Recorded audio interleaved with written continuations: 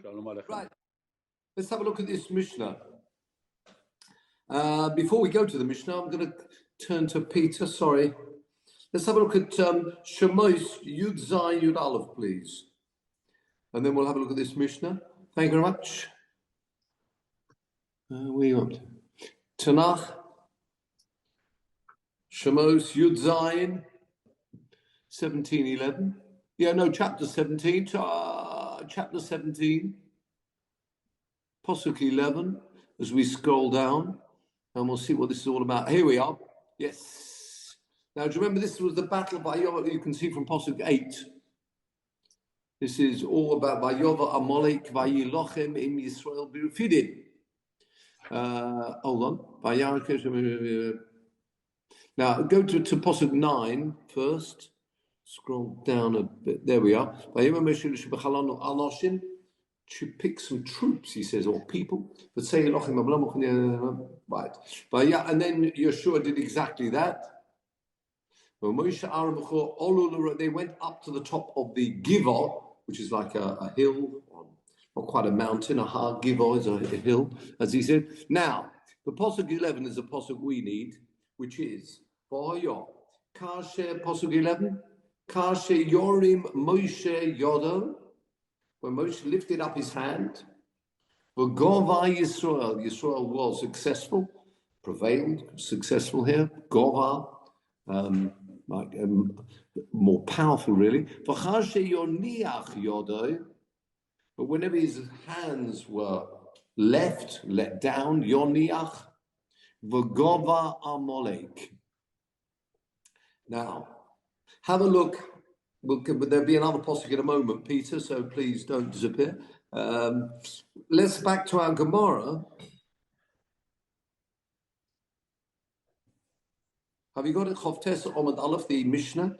V'hoyo kashe yorim Moshe. We've just seen that pasuk. Yodo v'gova Yisrael, etc. V'gomer, etc. The famous words. Actually, there's a song about this with. Some various choirs. V'chi yodov shel Moshe oisas milchama. The hand of Moshe, by Moshe lifting his hand up, they were successful, or dropping his hand and they weren't successful. Was it the hands of Moshe causing the success in the battle against Amalek? Or shovros milchama, or would they break the war, in other words, break it for Klal Yisrael, enabling Amalek to be successful? What does it mean his hands were lifted up or his hands were low? What was the point? To tell you, Kol Zaman Shehoy Yisrael Mistaklim Klapi Malo. Now this Gemara Mishnah links into what we've been learning until now. If you remember, it was all about kavanah, intentions, correct intentions, remember, being moitzi other people with the shofar. So as often happens, the Mishnah or the Gemara then moves on to something connected to that, not directly relevant to us, but nevertheless an important lesson. And the lesson is, Kol Zaman, beginning of the line of the Mishnah, Sho Yisrael mistaklim klapi malo.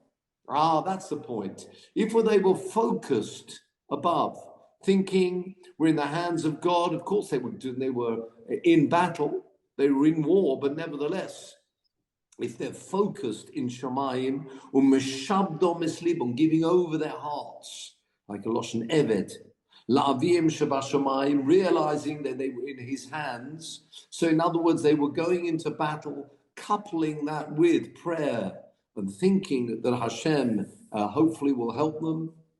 Hoyu miskabrim, in other words, if they were focused upwards, rather than thinking of just their own strengths, lav hoyu noiflim.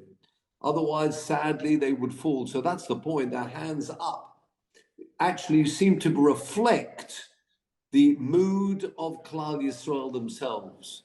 And so even though they were going into battle, of course, al pi teva, one goes into battle together with an army, as they had even in the Midbar. Nevertheless, the point is that's got to be coupled with prayer, tefillah, realizing that we're in the hands of Hashem. And those two together then can bring off the success that they were looking for. Kayotzi Badova, a similar example to this. Again, back to Peter. This time we're in Bamidbar 21:8.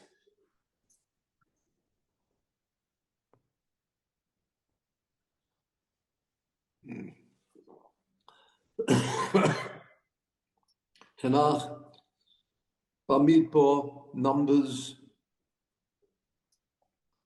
21:8. Getting quite quick at this, old Peter. Very nifty there. Pasuk 8. Now, let's have a look at this.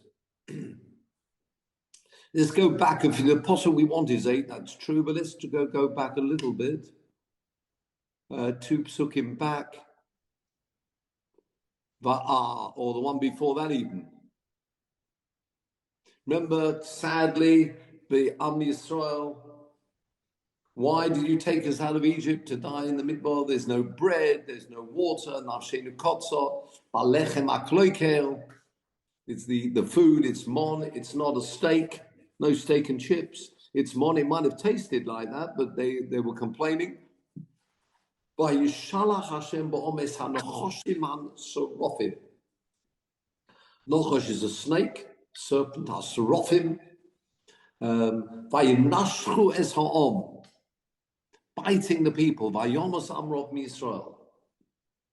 Until we have Posuk Zion, Vayova Ha'om al El Moshe Vayomer, and they said, Chotonu, we've sinned, we spoke about Hashem, about yourselves, please pray for us and remove this Nochosh, these serpents, these snakes, by Yispal Moshe Vayomer. Now, Posuk 8 is the one we want. Make this figure of the seraphim like this serpent, this snake, Vasim oso al nes, and place it on a pole like a nes. Although normally a nes is a miracle, it's also a pole, somebody looking up high, a standing fancy. Anyone who was bitten, so again, looking at this sorrow, looking at this sorrow. Now, what's this point about looking at the sorrow? Hold on a minute, we'll come back to that. Let's have a look at the Gemara first, Mishnah, and then we'll come back to you, Peter. I'll say at the Gemara, Kayotze Badova, a similar idea. Again, the idea of focusing and kavana. Have you got the Gemara beginning line is Ato? Ato Ima, Aseilecho Sarof. Make this Sarof, this serpent. Vasim Oisar Anes, put it on this standard, on this pole. Says the Mishnah, V'chi Nochosh Memis, O Nochosh Machai, just by looking at the serpent, that was going to cause the health or the cure for the people. But no.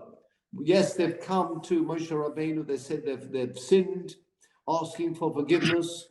But the point is, bless you, Elo, Bisman Yisrael mistakling klape malo, focusing upwards to Hashem,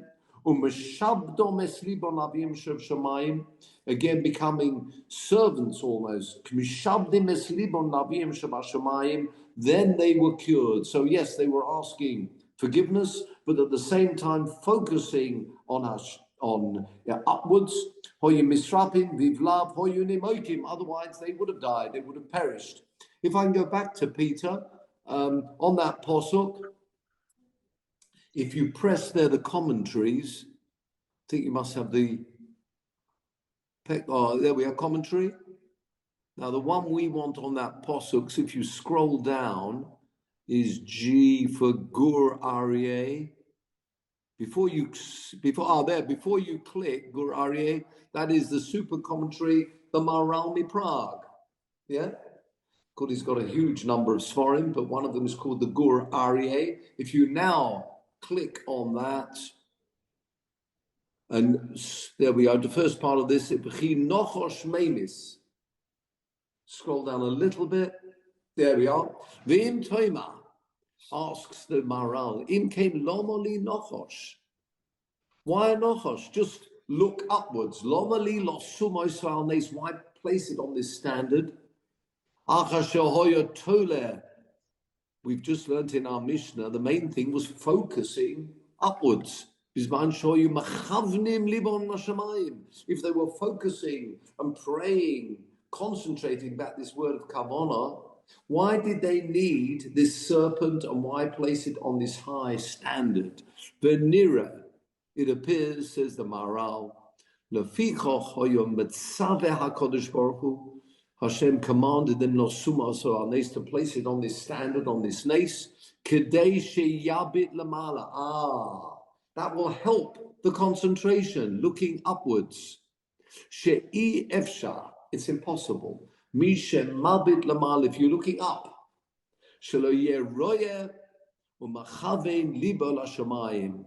very difficult. You're looking upwards. In fact, many shuls, it's mentioned even in halacha, they would have windows high up, looking up. Helps the concentration. Says the Maharal, why make the serpent? If a person looks at the item which is causing this illness, he will concentrate better. On this item which was actually caused the illness, when in fact the biting of these snakes, if it's visible, therefore Hashem commanded this double whammy with these two actions. That way they would concentrate better. It would be on this high standard, this high pole. They'll be looking upwards. If a person will see the item which actually caused the damage, beautiful Maharal, and that's really what we're saying here, and that's the message from this Mishnah, as we turn back to the Mishnah, which, as we say, was a slight digression, but it was the idea of kavanah, and now we pick it up. Hoyu nimokim. Good to see you, Malcolm. Just halfway through the Mishnah, or just the end of the Mishnah on Chavtes Amud Aleph. Okay, now we're back to Rosh Hashanah. And having had, as I say, that slight digression on kavanah, we now come back to our halacha. Cheresh shoita b'cotton. Often find this, we have this in Gemara Megillah, we find this in other mitzvahs too. A cheresh, here we're talking about, sadly, someone who is deaf. And as we explained before, the mitzvah of shofar is lishmoya kol shofar. So sadly, someone who is deaf, they are exempt from this mitzvah. Yeah? Just like someone who, where the doctor says he's got to eat on Yom Kippur, sakonas nefashos, they've got to eat, they are exempt from fasting. And we often find the great Gedolim, Chazon Ish and others going round to the hospitals where the doctors have insisted that they should be eating, telling them that yes, they're exempt, and their mitzvah of Yom Kippur is actually eating. In fact, the whole saying Yalav Yoba, it's a yontif. Someone who's capable, of course, should be fasting. Other people not, because it does need a doctor together with a rabbi to certify that this individual doesn't need to fast. In fact, a lot of people think it's so important to come to the shul on Yom Kippur. That's true. More important is ensuring you can fast if you're capable of it. And interesting listening here on the radio. In Israel, they have this ringing up, as they do actually, but of course here it's an actual radio show, people ringing up, speaking to a doctor and a rabbi together. It's beautiful. These people ringing up with various illnesses and ailments, what they should do, fasting, etc. And the message coming through constantly was, more important than going to shul on Yom Kippur is the fast. The fast is crucial if a person can. Obviously, if if the doctors and the rabbi together say that this person really shouldn't be fasting, then they shouldn't. But otherwise, it was the fasting. But again, as we've said here before, if a person would be exempt from the fasting, that's their mitzvah. A cheresh, someone who cannot hear, they're exempt from the mitzvah of shofar. A shota means someone deranged. Again, it needs a little bit of understanding exactly what that means. It means someone who's really not capable understanding a shota, or a cotton, a child. Yes, there may be a mitzvah of chinuch, but they're really not, do not have a mitzvah min ha-Torah. We're talking here about shofar. So those three, ein moitzin es harabim yidei chovason. So this cheresh, he can't hear, but he can perform other mitzvahs. He is capable of performing other mitzvahs. Kriya Shema, he could, the davening, etc. He sadly can't hear, but he's capable of performing other mitzvahs. But as he is not in that mitzvah of Tekiyah Shofar, he cannot blow for someone else. Very interesting. Carry on the Mishnah. Ein moitzin es harabim b'dei chovason. Says the Mishnah, Zeh haklal. This is the general rule. And we've had this elsewhere. The Gemara came up in Brachos. Kol she'eino mechuyev b'daba. Someone who's not obliged to perform that mitzvah. Eino moitzi es harabim.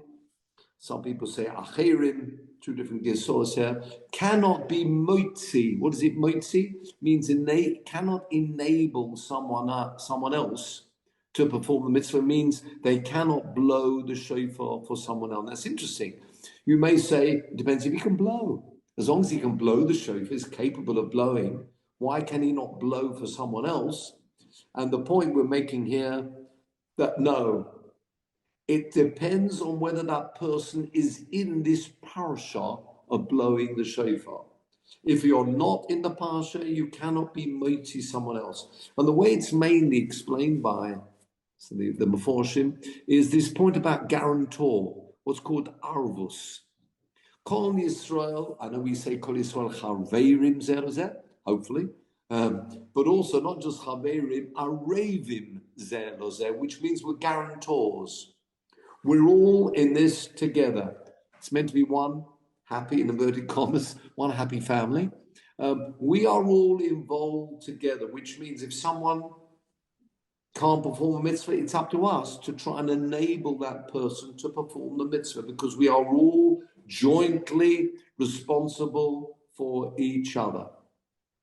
But that rule about responsibility and acting as a guarantor, which is quite a fascinating concept, this arvus, and it's so strong, this arvus, which means even if I performed the mitzvah already, I have blown the shofar.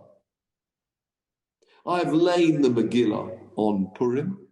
I can do the same thing for someone else because I'm in the parsha of blowing the shofar, hearing the Megillah, making Kiddush.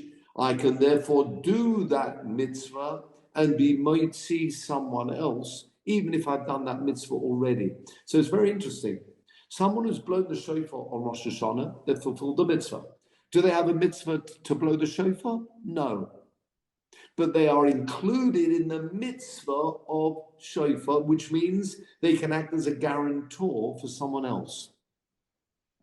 Someone who was never in that mitzvah, because sadly they couldn't hear, or a child, they cannot act as a guarantor for someone else in that particular mitzvah.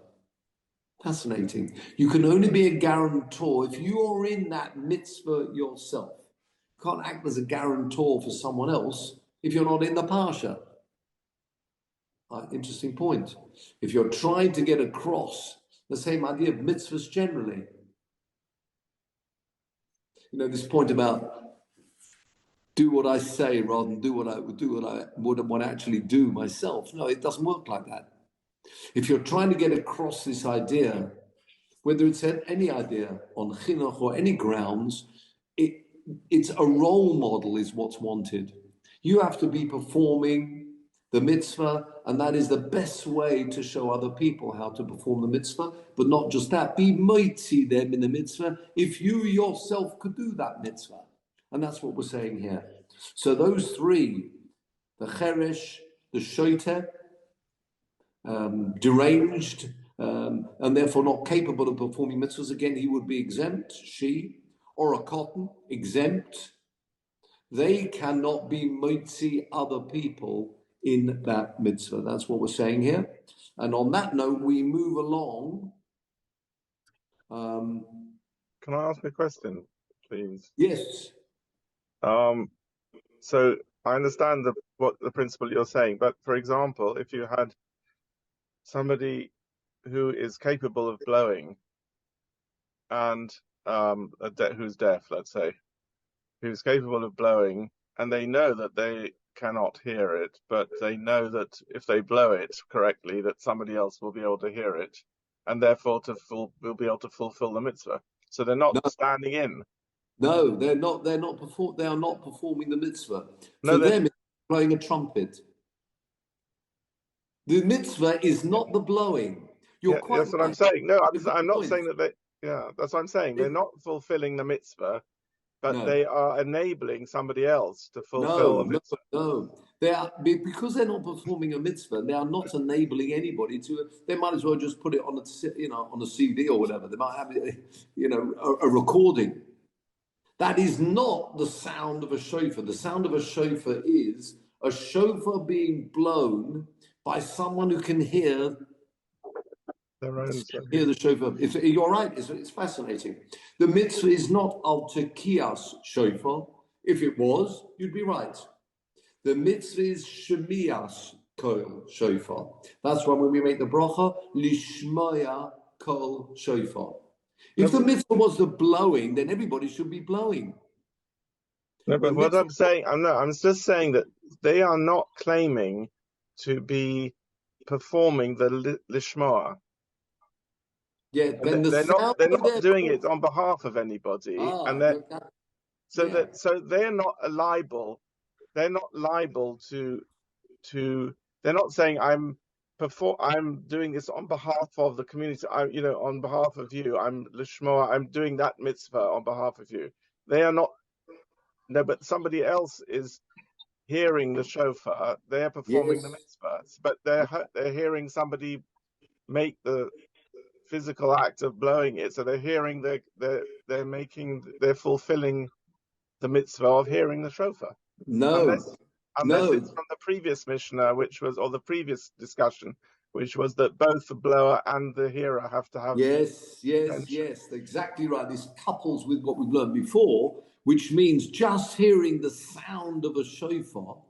It's no different to hearing a recording of it. You might swear, well, that's a recording. It's a correct notes, but it's got to be sounded by someone who's in the parsha of blowing and can hear.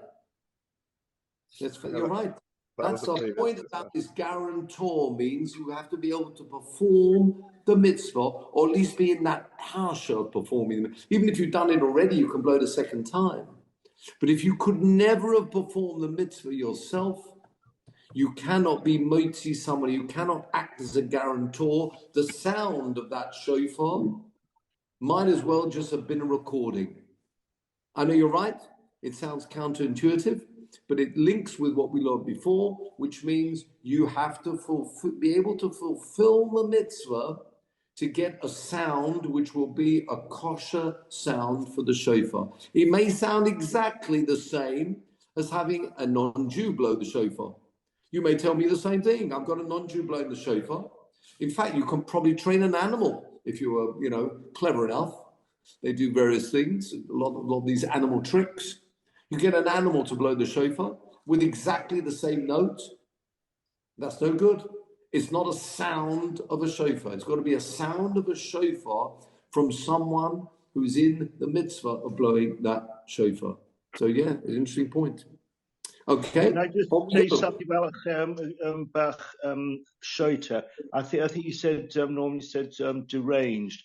I mean, I'm not sure. Shota is an imbecile, somebody who's mentally deficient. I did say that. Sorry, okay. I mean, deranged. I mean, deranged can be an older person who's gone psychotic. Yeah, no. You're right. It's a bit more than that. You're right. Yeah.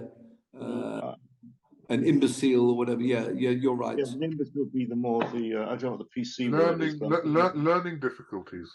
Perhaps being politically correct, but it's a bit stronger than that, isn't it? I think, Sam, the legal word now is cognitively challenged. I think that's the. All right, fair enough.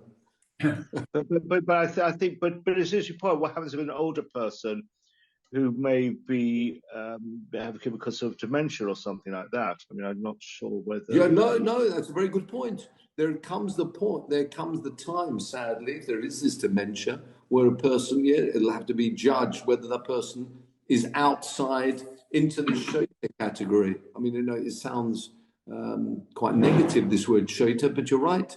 Once a person doesn't really know what they're doing at all, not really with it, it would come to that situation.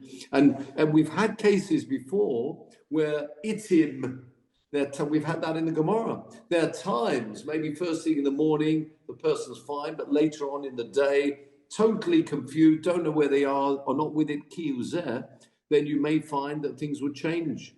We've had that mitzvah as well remember we had that with eating on Seder night. If a person is in this category of shoita, then they are exempt from mitzvahs.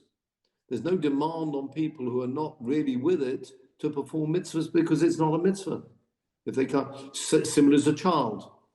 You can try and train the child, but they're not really totally with it. Yeah, you've got this 6-year-old, very clever little boy, but he really doesn't know, doesn't really understand things. So it's a sad situation, but that will be the situation here as well. Somebody really doesn't know what's going on, not with it at all. Would they be in the midst of fasting on Yom Kippur? I mean, it's almost like, I wouldn't say meaningless, because they're not in it at all. But yes, it's a delicate one. And again, that would be normally, I say, you'd have this joint doctor-rabbi link deciding where this person would be, where it came to the mitzvahs of Yom Kippur and other things too. Yeah, on we go, gentlemen. Tana Rabbanon. Now this comes actually from a Tosefta, which is an additional from the word Tosefes to the Mishnayos. It's a bit like a Brisa, Tosefta, often with more details. Again, Rabbi Yehuda Nossi trying to be as concise as he could be. Nevertheless, you've still got these 4,000 odd, not odd, it's the wrong word, 4,000 Mishnayos, a bit more. But there's lots more, obviously, not just the Tosefta, the Brisa, then you would move on to the Gemara, a later stage. Here we have a Brisa, Tana Rabbanon, beginning of the Gemara. Hakol Chayobim b'Tkiyas Shofar. Everyone's obliged in Tkiyas Shofar. In fact, the Gemara, I think, learns out also from their children as well. They're obliged. They're of course in a different category that's more al schinov, but everybody's now. Look at the wording of this Tosefta: Kohanim, Levim, and Yisraelim. They're all obliged. Well, of course, the Gemara is going to ask, if they're not obliged, then who would be? I mean, what do you mean Kohanim, Levim, Yisraelim? Kohanim, Levim, and Yisraelim are all obliged in Tkiyas Shofar. Okay, the Gemara will have to pick that up. What's that coming to tell us? When do you find mitzvahs which aren't applicable to everybody? But anyway, in a moment we'll see. Same thing for Gerim, proselytes, Gerim. Avodim Meshuchrorim. What's Avodim Meshuchrorim? Freed slaves. Now, what we're talking about, what slave are we talking about here? An Eved Kanani, normally an Eved Kanani, if he was non-Jewish, becoming an Eved, he would be subjecting himself and really becoming, it's like a halfway house. He's not fully becoming a ger, but that will be the process. If he wants to become an Eved Kanani, he would go through part of the process of the gerus. Then when he's freed, he would become a total, let's say, a ger, because he started off being an Eved Kanani, which means a non-Jewish. We're not talking about a Jewish servant. An Eved Ivri is Jewish from the beginning. We're talking here about an Eved Kanani becoming an Eved Kanani, which means going through half the stage, not fully a ger, but when he becomes Meshuchrar, then he's totally free. He's freed as being an Eved Kanani, and then he becomes a full ger. If you see have a look at the Rashi, third line down on the Gemara. Avodim mishuchrorim. Avla avodim, lo. But normal avodim who are not freed, if they were non-Jewish servants, not freed, lo. They are not in this mitzvah. Why? The mitzvah, of course, of blowing the shofar is positive mitzvah, which is time bound. What do I mean by that? It's dependent on the time. There's no mitzvah to blow the shofar Hanukkah time. I mean, some people may like to, but there's no actual mitzvah of blowing the shofar. Blowing the shofar, Minat Torah, is for Rosh Hashanah. It's time bound and it's positive. Blow the shofar, right? Yom Teruah Yeh Lochem. Now, we have a rule, any mitzvah which is positive and time-bound, women are exempt.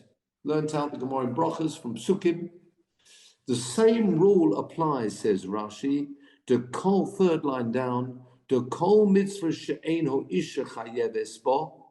If a lady is not obliged to perform that mitzvah, ein ho eved chayev bo. So this halfway stage of an Eved Kanani, a non-Jewish Eved, an Eved Kanani, he has the same, in the same category, performs the same mitzvahs as ladies would perform, which means all negative mitzvahs, kashrus would apply to him, not doing work on Shabbos would apply to him, but positive mitzvahs which are time-bound, they will be exempt. That's why this brisa specifically mentions avodim meshuchrorim.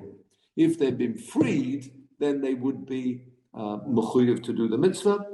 Okay, I'm finished a couple more. Norman? Yes. Any reason I'm referred to there? Sorry. Any reason Anashim are not referred to in the brisa?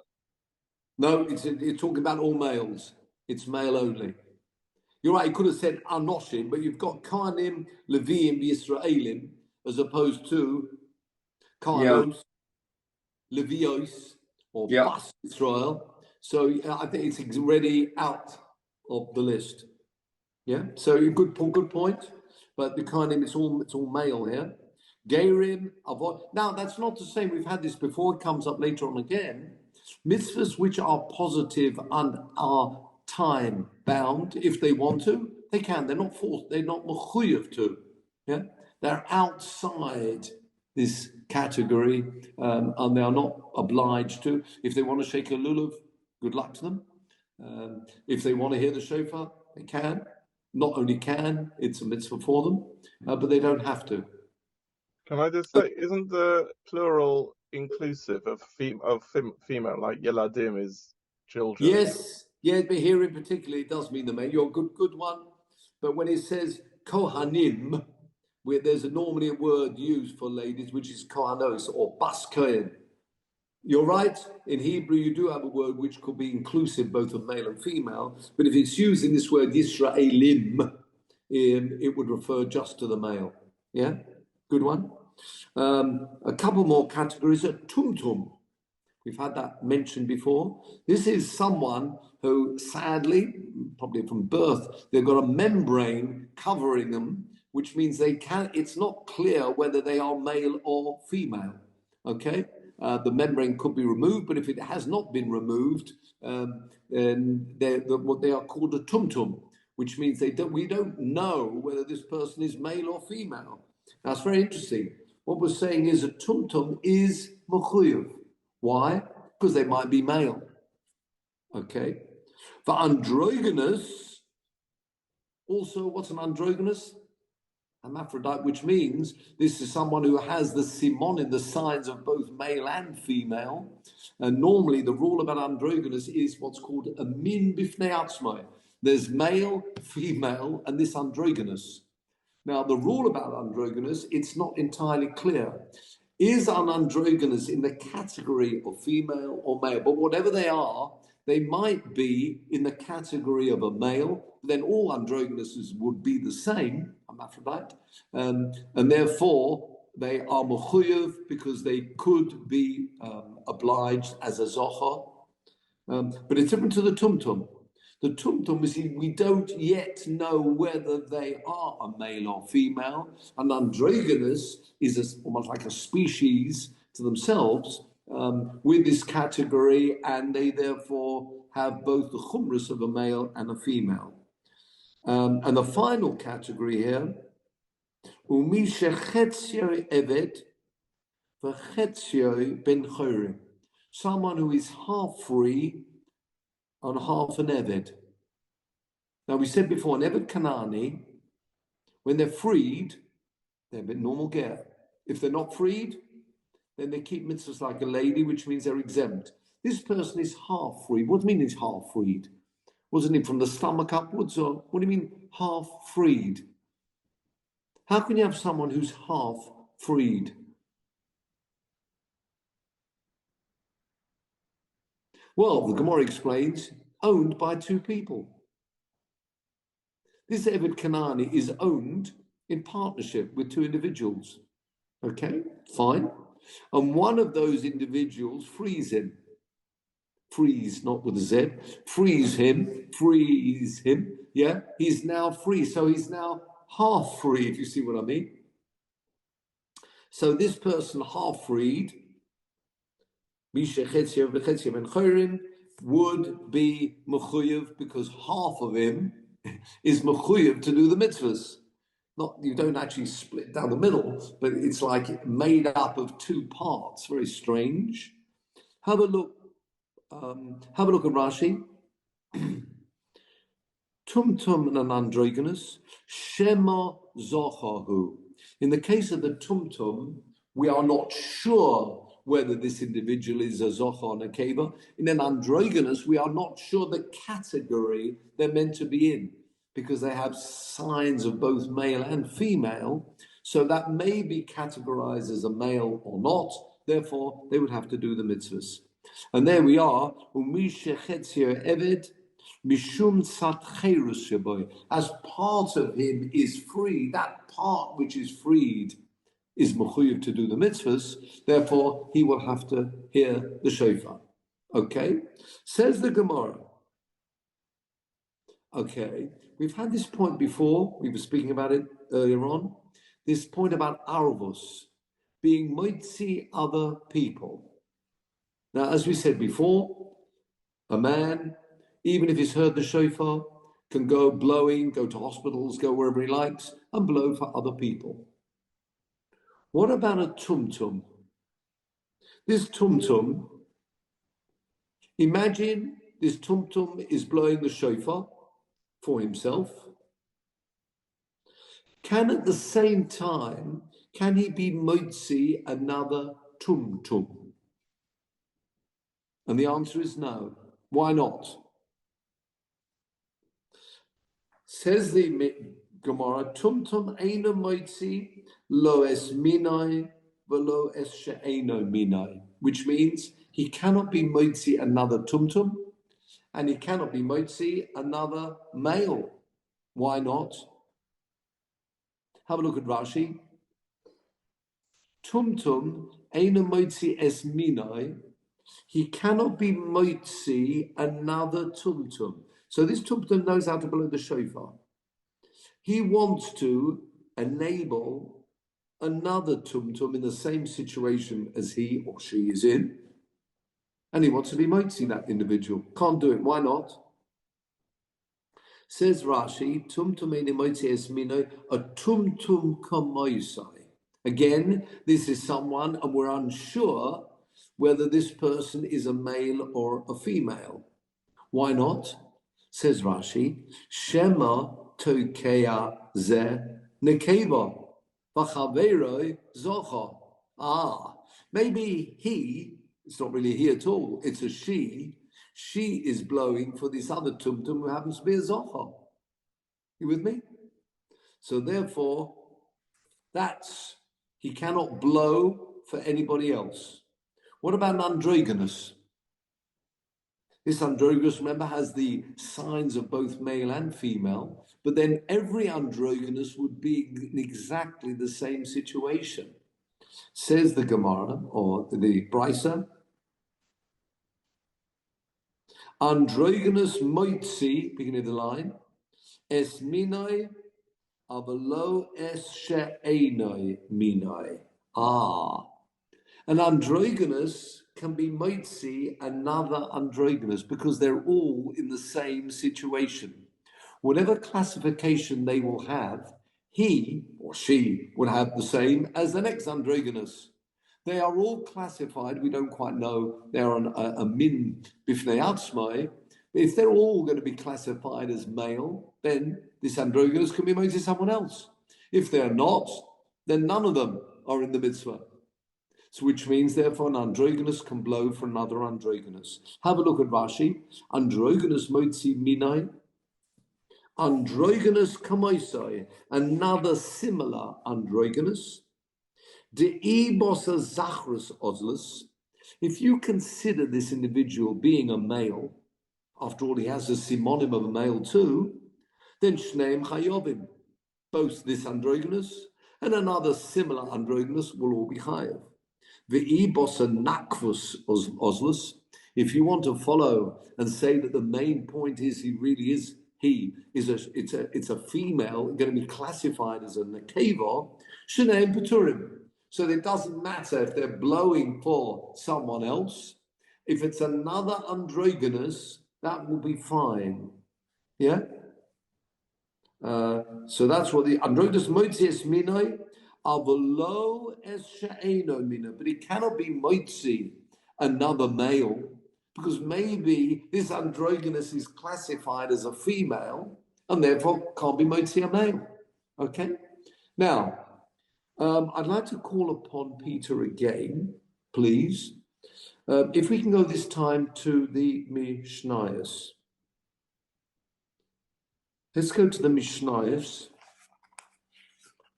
So we'll have to go up to text. Mishnah. We're going to Rosh Hashanah. Scroll down a bit. Rosh Hashanah, chapter 3. And it's the last Mishnah of chapter 3. So a bit of scrolling. No, keep going. No, you're doing well. Chapter 3. Here we are. If you go to the end of this Mishnah and let's see what we get. I want to go to the commentaries on that. So click on that. Go to commentary. And the commentary I want actually is, I think it's called the T for Tosfos Rabbi Akiva Eiger. Tosfos Yontif. That's it. Before we click, go back again, just so we know who we're talking with. That's a 19th century analytical work, mostly discussed and commentary of Bartzman and Tosfos Yontif, but it's by Rabbi Akiva Eiger, died in the early 1800s, 19th century. He's got lots of things, Rabbi Akiva Eiger, these loads of chidushim, but the Tosfos Rabbi Akiva Eiger are the additional to the Mishnayos. So let's have a click on there, please. Right. And there, just where your arrow is, just above there, the Imtoima. Imtoima. Very good question from Rabbi Akiva Eiger, as you'd expect. What did we say? We said a tumtum cannot be moitzi another tumtum. Why not? Do you remember this tumtum is someone we can't tell? There's a membrane covering the lower area, so you cannot see whether this individual is a male or female. So he, she cannot blow for someone else in that same situation. And we said, why not? Because maybe this tum-tum blowing is really a female. And we'll find that out in due course, when after going through an operation or whatever, when the membrane is removed, and the person he's blowing for actually ends up being a male. Now look at Tosfos. Look at Tosfos Rabbi Akiva Eiger. Ve'im toima. Just where the arrow is. Tum-tum amai eino motzi es minai. Why can a tum-tum not be motzi another tum-tum? Why not? Because there's a rule, I think we have come across this principle before, it's called a sveka, a double suffix, which reduces the odds. And one of the rules is we generally do not allow a suffix, but a sveka, which is a double suffix, reducing the odds, almost like coming down from, if you say a suffix is 50-50, what we're doing is within that, so you've got a normal suffix, 50-50. If you can divide up the negative part of that suffix and again make another suffix out of that, then if you like, just in numbers, you'd end up now with 75-25, and that will be acceptable. The general rule is a sveka is acceptable in halacha. Says Rabbi Akiva Eiger, look at this, it is a sveka. Ve'im toima tumtum amai enu moitzi esminai. V'ohavi sveka. Why is there a double suffix? Why? Shemohato kea huzocha. Maybe the person who's blowing this tum-tum is in fact a male, and that will all become clear in due course. Right? Now, if he's male, then he can be mostly everybody. Right? Now, this is the beautiful bit. V'intin salome, even if you were to say that this person who will be a Mr. or Mrs. A, or Mr. or Miss A, if you like, if this individual is in fact an akeva, Shema Hashomea Gam came the akeva. Maybe the one listening is also an akeva, and therefore that will be fine. They're both exempt. Do you understand the logic here? We said before, you can't allow a tum-tum to blow for someone else, because maybe they are an akeva, and the one they're blowing for is a zocha. That's only one out of four options. Maybe the blower is a zocha, in which case everything's fine. And even if he's an akeva, and she is an akeva, maybe the one listening is also an akeva. So let this individual blow for someone else. Very good question. It's a sveka, a double suffix, which means allow this tum-tum to blow for the other tum-tum, and it will be fine. The other option would be that the tum-tum, every tum-tum would have to blow for themselves, or hear from a certain male. Answers Rabbi Akiva Eiger, important principle. Yesh loima, the sveka kahai, this type of sveka should be trei gufe, which is dependent on two individuals, lo omrino. Very interesting. A suffix is only when you're not bringing two individuals into it. Once there's a play of two individuals, one against the other, they are all considered separate individuals, and you cannot combine them both to make up a sveka. Fascinating. So therefore, he's got other answers too, which he doesn't like, but that's his main answer. The main answer is you do not utilize the rule of a sveka if you're using two individuals to compound them together to make this double suffix. You with me? Hence, back to our Gemara. Thank you, Peter. So in our Gemara, we cannot have the rule of a tumtum blowing for another tumtum. A tumtum can blow for themselves, obviously, either they're male or female, but they're blowing, that's fine. They cannot blow for someone else, in case that someone else is a zocha and they're in a keva, so they would have to blow themselves or listen to a certain, a zocha blowing for them. Okay, back to our Gemara. Let's just learn a little bit more. Let's just start off this next piece. Omamar. It's normally an introduction of something that we said before. Sir, you said the following thing, and let's develop this, what we've learned before. Have you got it? Hakol chayovim b'tkiyas shofar. Everyone is obliged in the mitzvah of tkiyas shofar. Kohanim, Leviim, v'Yisraelim. Says the Gemara, Pshita, that's pretty obvious.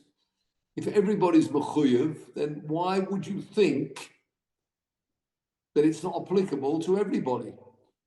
If you would have told me those three are not included, man mechayve, who should be mechuyev?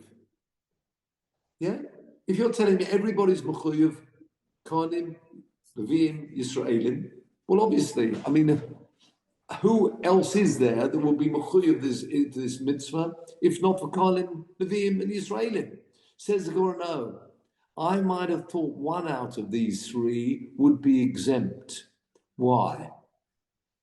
Says the Gemara, Kohanim itzrichale. It's true.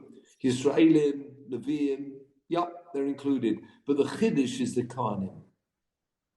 And he couldn't just say Kohanim, otherwise I wouldn't have thought only Kohanim. So he's coming to teach me that Kohanim are obliged in the mitzvah of Tkiyas Shofar. Why would I have thought they are not? Says the Gemara, Kohanim itzrichle salka data chamena. I might have thought, which means it might have entered my mind. The Pasuk, when it's talking about Rosh Hashanah, in Bamidbar, I won't bother you, Peter, but in Parshas Pinchas, when he talks about, in fact, you've got the Pasuk around the side, it says, Yom Trua Yelochem, a day of blowing you should have. Once a year. Okay, we have two because of the 2 days, but it's really, it's one occasion. Rosh Hashanah is one occasion during the year when you blow the shofar. Yom Teruah Yelochem, the day of blowing. Man de leisa elebitzkia the chad yoma hu de mechayev. I might have thought this mitzvah of Rosh Hashanah, blowing the shofar, is only applicable to those people who have this one occasion to blow. V'hani kanim, these priests,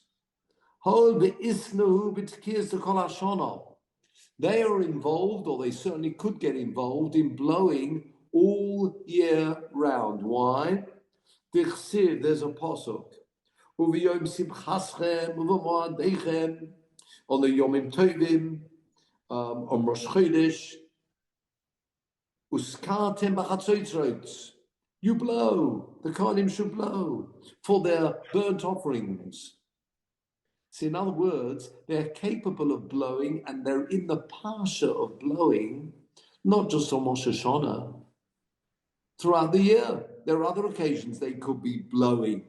And therefore, I might have thought, if it says Yom Teruah, it's only applicable to those people who have this one day, this one occasion when they're blowing shofar, but not Kohanim, because Kohanim have other occasions when they're blowing. Says the Gemara, what are you talking about?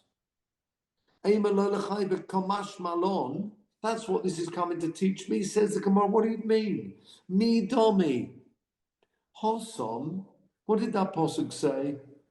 Yes, on these special occasions, we do blow. Blow what? Chatzot, a trumpet. It's not a shofar. Mi domi, says the Gemara, Hosom chatzot, Hocha shofar. Here, although it says Yom Teruah, it's a day of blowing. Later on, the Gemara will learn that this Teruah is not a trumpet. It's not a trumpet voluntary. It's a shofar. And we learn that out. The Gemara learns that out later on.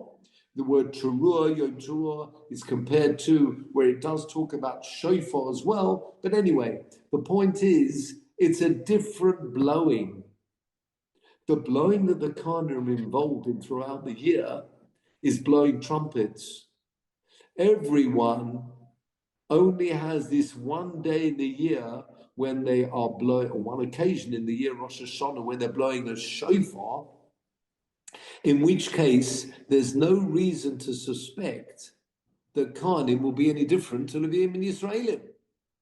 In which case, we're back to square one, which is, why did the Tosefta say, Hakol Chayovim B'Tkir Shofar Kohanim, Leviim, Yisraelim? Why is there any reason to suspect that one of those categories would not be involved in blowing the shofar on Rosh Hashanah?